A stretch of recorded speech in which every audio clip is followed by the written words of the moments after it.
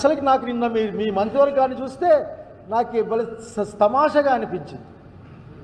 ఒక మంత్రి బయటకు వస్తాడు, ఆయన ఏడుస్తాడు.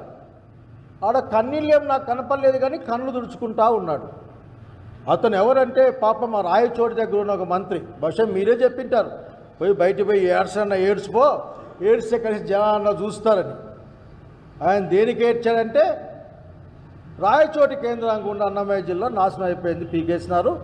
చంద్రబాబు నాయుడు గారి యొక్క రాజకీయ కక్షలకు బలైపోయింది, అంటే కుతంత్రానికి బలైపోయింది. కోడూరు నెల్లూరు లేకి, ఇది తిరుపతి లేకి, మిగతా మదనపల్లి కలిపేసి ఇక్కడ ఏమి లేకుండా చేశాడు.